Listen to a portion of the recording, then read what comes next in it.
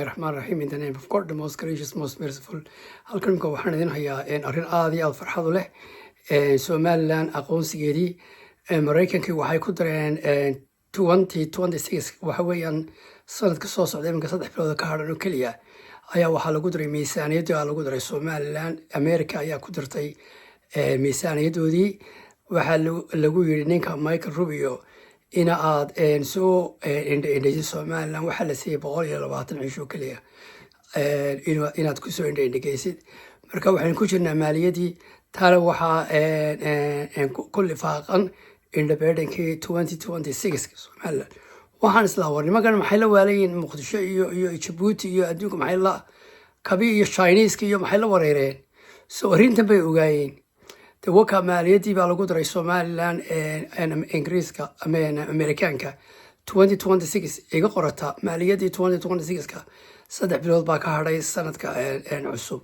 bisha waa tii 8aad tii 9aad tii 10aad 11aad 12aad intaas baa ka hadhay inooga dhiman maxaa la yiraahdaa ixtiraafkeedii. waka farxa badan kulli waa lagu daray akhriya.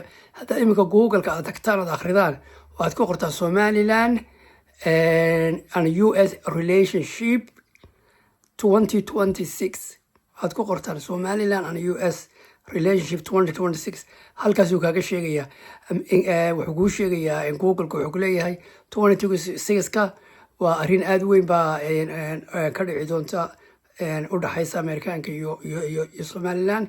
halkaas Somaliland lagu aqoonsan doono ayaa ku qoran imikada akhriya haddaad doonaysaa. waka farxad baa aan la boodboodaya baan ku uri kowdhe. waka waxaan ku uri ictiraafkeena intaasoo bilood baa ka hadhay oo keliya run weeyaan. eega idinkuba Google ku qora Somaliland iyo US relationship 2026 isagaa kuu sheegay waxaa la aqoonsanayaa Somaliland. waxaana ka soo ogaaday arrimo kale niman kale oon saaxiibnahay oo Amerikaan oo halkan degan waan ka soo ogaaday taas.